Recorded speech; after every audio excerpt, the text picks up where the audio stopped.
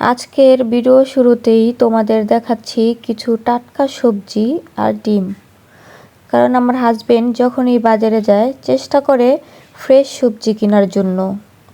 কারণ পরিবারকে ভালো খাবার খাওয়ানো ওর কাছে অনেক গুরুত্বপূর্ণ।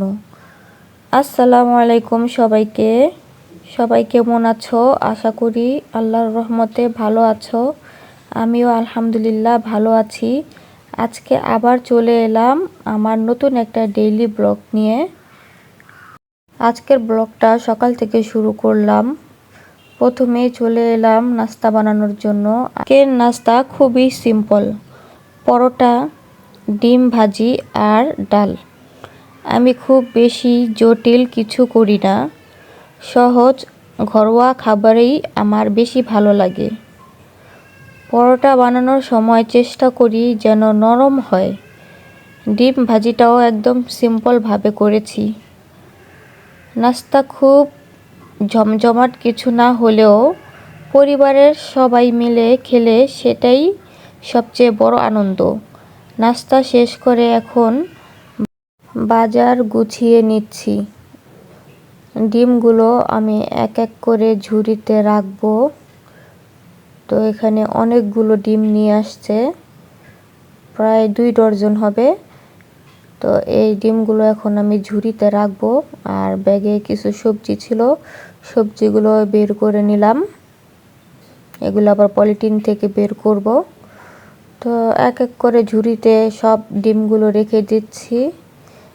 ধুয়ে রাখলে সবচাইতে বেশি ভালো হয়। তো আমার এখন ধোয়ার টাইম নাই, তাই আমি এগুলো এভাবেই বের করলাম, একটু পরে আবার ধুয়ে নিব। আসলেই আমরা মেয়েরা গুছিয়ে কাজ করতে খুবই পছন্দ করি।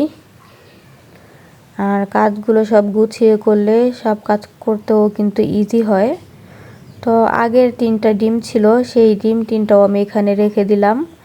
এই ডিমগুলো আর ফ্রিজে রাখবো না, কারণ প্রতিদিনই অনেক ডিম লাগে। তো এই জন্য এখানে রাখি হাতের কাছে। আর এই দেখো পলিথিন থেকে আমি ফ্রেশ সবজিগুলো বের করছি। এখানে ফুলকপি, আর ফুলকপিটা দেখছো কি সুন্দর ফ্রেশ। তোমরা দেখে নিশ্চয়ই আর কি বুঝতে পারছো। আর ওই যে আমার ছোট ছেলে আমার পেছন দিক দিয়ে খেলছে আর দাঁত ব্রাশ করছে। আর ধনিয়া পাতা দেখছো কি সুন্দর ফ্রেশ। সকালের সবজিগুলো আসলে অনেক ফ্রেশ হয়, খুবই ভালো লাগে। আর এই যে টমেটোগুলো আমি পলিথিন থেকে বের করলাম। এগুলো পরে আমি সব ধুয়ে ফ্রেশ করে তারপরে ফ্রিজে রাখবো। আমার এগুলো যেহেতু বের করা হয়ে গেছে, তো এবার আমি আমার ছেলেকে একটু ব্রাশ করিয়ে ওকে একটু ফ্রেশ করে দিব। তারপরে আমি রান্না বান্নার কাজে চলে যাব। প্রথমেই আমার ছোট ছেলের জন্য শিং মাছ দিয়ে একটা হালকা ঝোল রান্না করছি। এখানে দিয়েছি আমি টমেটো, আলু, ফুলকপি, শিং মাছ আর পেঁয়াজ, একটু রসুন, হলুদের গুঁড়া, লবণ। ফুলকপিটা আমি এখানে এখনো দেখাই নাই, আমি পরবর্তীতে ফুলকপি দিব। তো এবার আমি একটু হাতে মেখে নিচ্ছি। এই খাবারটাও আমার ছোট ছেলে খেতে চায় না, কারণ আমার ছেলেকে দেখলে কিন্তু বোঝা যায় খাওয়া দাওয়া কিরকম। এমনি চকলেট, আইসক্রিম এগুলো খুব পছন্দ করে, কিন্তু খাবারের দিকটাও অনেক অলস, খেতে চায় না। আর একবার মুখে দিলে দ্বিতীয়বার ওই খাবারটা নেয় না। তো এই যে আমি ওর জন্য তরকারিটা রান্না করছি, এরপর আমাদের রান্নার আয়োজন করব। চলে আসলাম রান্না করতে। আমার রান্না খুবই সিম্পল। আমি খুব বেশি তেল মশলা ব্যবহার করি না, যতটা দরকার ততটাই নেই। আমি জানি অনেক প্রবাসী ভাইরা আমার ভিডিও দেখেন, তাদের কথা ভেবে আমি সহজভাবে রান্না দেখানোর চেষ্টা করি। কারণ তারা অনেক দূরে থাকেন, নিজের হাতে রান্না করেন। যদি আমার ভিডিও দেখে একটু উপকার হয়, তাহলে আমার কষ্ট সার্থক। ডাল ফোড়নে আমি বেশি কিছু দেইনি। প্রথমে শুকনা মরিচ, তারপর একটু জিরা, তারপর পেঁয়াজ আর রসুন দিয়ে আমি ভালো করে ভেজে তারপর ডালের উপরে ছেড়ে দিয়েছি।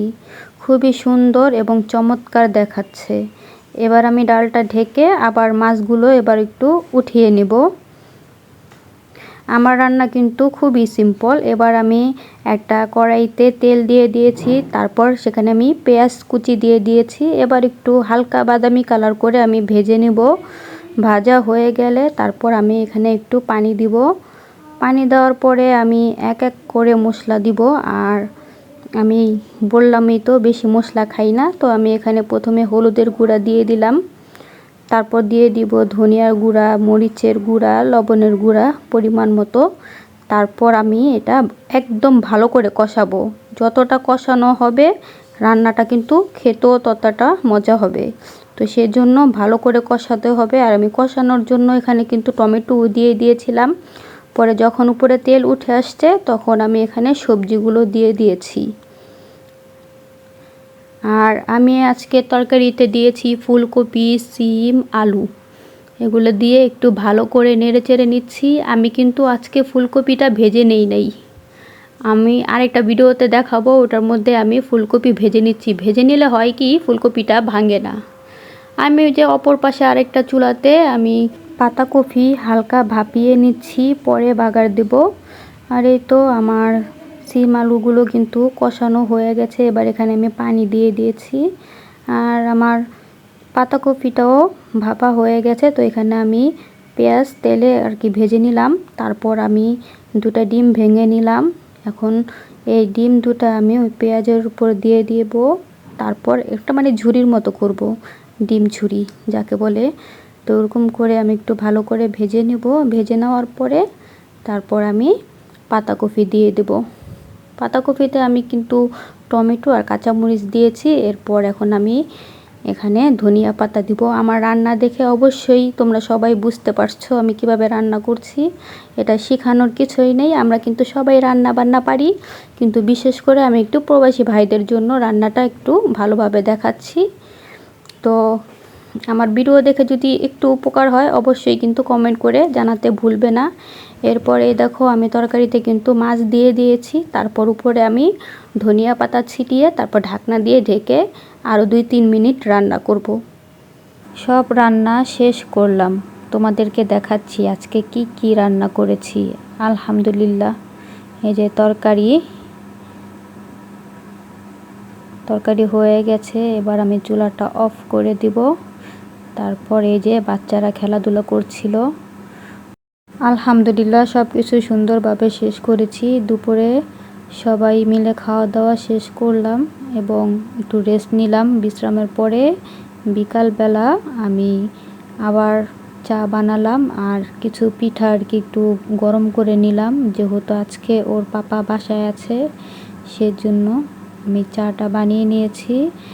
আর ওর চায়ের মধ্যে আমি একটু কাপে আগে থাকতেই সর দিয়ে রেখেছিলাম। ওর আবার মানে মালাই চা খুব ভাল লাগে, তো এর জন্য ওর জন্য মালাই চা বানালাম।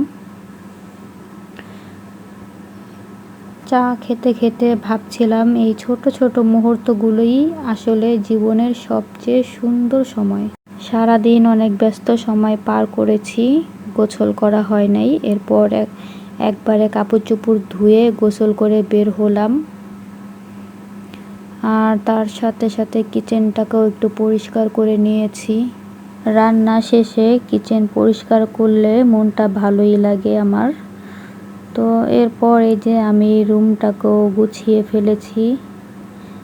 রুম গোছানো থাকলে মনটাও শান্ত লাগে। এই ছিল আমার আজকের পুরো দিনের ছোট্ট গল্প। আমার জীবন খুব সিম্পল, আমার রান্নাও সিম্পল, কিন্তু এই সিম্পল জীবনের মাঝেই আমি সুখ খুঁজে পাই। তোমাদের যদি ভিডিওটা ভালো লাগে তাহলে অবশ্যই লাইক, কমেন্ট আর শেয়ার করতে ভুলবা না। তোমরা আমার পাশে থাকলে আমি অনেক অনুপ্রেরণা পাই। আল্লাহ সবাইকে ভালো রাখুক। আবার দেখা হবে নতুন ভিডিওতে। আল্লাহ হাফেজ।